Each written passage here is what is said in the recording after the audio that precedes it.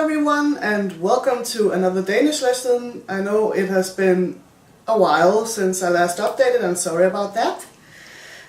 But this video here is a continuation of an old alphabet video I did a long time ago. And the terms I use in these videos are kind of my own interpretations and names for certain things, because I'm not an educated teacher or anything. I just kind of go with the flow and tell you guys how I think it works. So let's try. This is the Danish alphabet from G to S. We start with the G. A G is called et G in Danish. And there are sort of 4 types of G's in Danish. It's the same letter of course, but they sound different according to how you use them. So I'll try to explain each one of the G's. First we start with the mute G, as I call it. This is a type of G that you often combine with an N in the end of a word. Like for instance you have the word sen, late. But if you add a G, it becomes seng, bed. You hear the difference of the E sound, sen, seng. Kind of changes the word of the vowel, and the G is mute, but still has some kind of roll. So that's kind of the mute G, sen, seng. Then we have the soft G, as I call it. This is usually a G trapped in between 2 vowels. And the G sound then becomes a J sound. For example, in the word sige, to say, the G becomes a J sound. And of course you can have double G in between 2 vowels, but then it is the normal G, the K. For example, you can say lige, this is the soft G, lige, straight. And you can say ligge, spelled kind of the same way, just with 2 G's instead of 1. And then it's the proper G sound. Lige, ligge.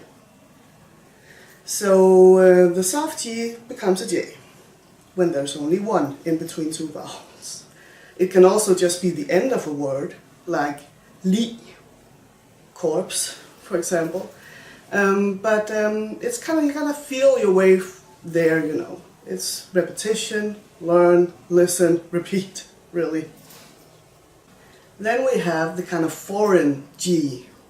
For example, we have taken a lot of words from French, and it's only in strange words that we use the strange G, which sounds kind of like a SJ sound in Danish. For example, the word en gene, which means a hazard or something that bothers you. Then the G is an SJ sound, sh sound. So that's the foreign G, but it's only used in foreign words. The normal G in Danish, which I just call the true G with the proper original sound, is just a normal G sound. You know, for example, the word at gå, to walk, gå. So that's pretty straightforward. And when you have a double G, it's always just a K sound. Just to emphasize, the double G is always the proper pronunciation of a G. In some cases, we have the exact same spelling of a word with a G, but there is different pronunciation, and this is all memorization.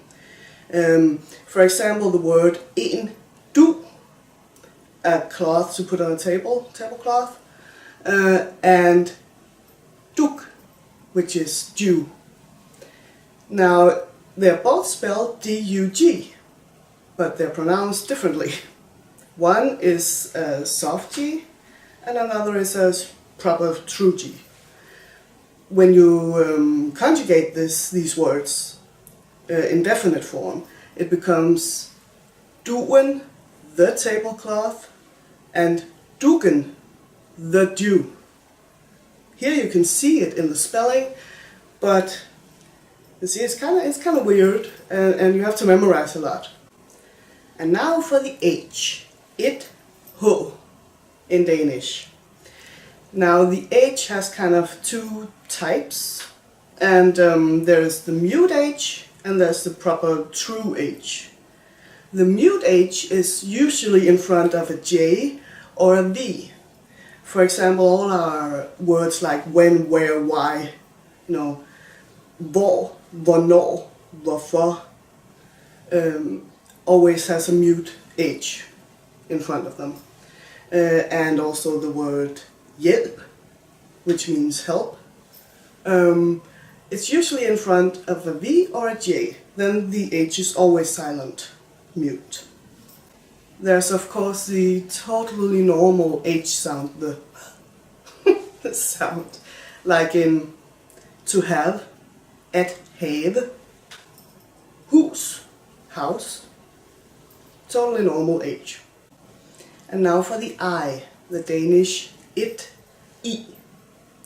We have the proper pronunciation, the original pronunciation, true as I call it, like in the word is, ice. Then the I is kind of the sharp sound, vowel sound. And we also have a kind of E sound to many I's. It also depends on dialect. But for example, we have the word in, which means in, inside. Here you can hear the difference between is and in, is, it, is, it. The vowel sound is different even though they're both with an I. So, and in dialect we have many words that are pronounced differently even though the spelling is the same, A window is called et vindu in my dialect, but someone from Copenhagen would probably say et vindu. The difference is subtle, but it's there. Vindu, vindu. So that's a bit strange, but it depends on the word, it depends on the dialect. You just have to listen carefully and try to repeat. So we have the true I, like in is, and we have an E sound, I, which is like in vindu. And now for the J, in Danish, it, j. Now we have two types of J's, it's really simple. We have the normal J, which is in Danish a soft kind of, like in English, a soft kind of Y sound, I guess. Like if you want to say iron in Danish, it's called jern, jern, that sound, that's a J in Danish. We only have one other kind of variant of this, and that's the foreign J, kind of like the way you use it. Like if you have someone named Jimmy, his name is of course not Jimmy, but Jimmy. That's pretty much it. Only when we have a foreign name or something like that we use the J as you do, like the J sound. Otherwise it's just Y. And then we have the Danish K, which is called it, ko. And this is just completely normal, it's just the K sound, like in cat, to be able to. Kam, a comb. So that's really simple for once. And then we have the L, which is in Danish called it, el.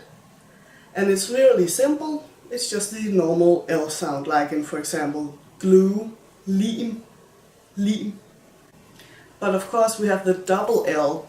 When trapped between two vowels, it's always an L sound, but when there's two L's, it kind of changes the sound of the vowel in front of them. For example, the word little, lille. You can hear the double L is just an L sound. If we assume that there was a word like this one, like lille, but with only one L, the pronunciation would be lille. The vowel becomes long and kind of sharp. But when you have double L, it is lille, lille, lille. Hear the difference? Even though the first word doesn't exist, but just to give you a kind of feel but the double L is always an L sound, but changes the sound of the vowel in front of it. Then we have the M, which in Danish is called it, M, and it's pretty straightforward, although there's kind of the same situation as with the L. If you have two M's, it changes the vowel slightly in front of them. For example, the word together is called sammen. Sammen. But if you remove one of the M's, theoretically it would become sammen. And that sounds completely different. I'm not even sure if it's a word. But just to emphasize what I mean. Sammen, double M, sammen, one M. Hear the difference? Otherwise the M is just straightforward, just like yours. Then we have the O. And in Danish it's called it, O. And now we have kind of two types. One type is what I call the true O. And is, for example, in the word sun, like sol.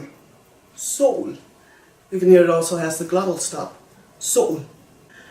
But we also have a kind of different way of pronouncing it a lot of the time, which makes it sound almost like an O. You know, the last weird letter of the Danish alphabet. For example, you have the word with the true O, the sol, but we also have words like cheese, which sounds like ost. It's with an O, but it sounds kind of like an O. Ost. Two types of O.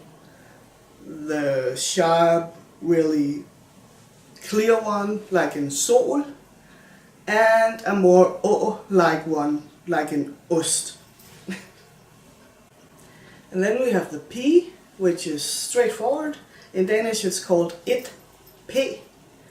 And like in pizza, for example, or pancake. So that's really simple, no need to elaborate on that. And then we have the Q, which is in Danish called it, Q. And that's always a K sound in Danish. Like, for example, what do we have with the Q? We have imported words, basically, like a quiz, en quiz. Or what else can we think of? I don't actually know. We don't have that many words with a Q, but the words we do have are always imported. And then we have the R. In Danish it's called it, and we have kind of two types. We have the soft one, I call it, and we have the proper original R sound like you do, the sound. For example, in rose, a rose, en rose, a vein, en år. And then we have the, as I mentioned, the soft type, which is common in the end of words. Like for example, I see, jeg ser. You hear it's the ser. It's got a glottal stop on the E, but the R kind of disappears and becomes this sound. There's no real sound as there probably should be. So that's what I call the soft R.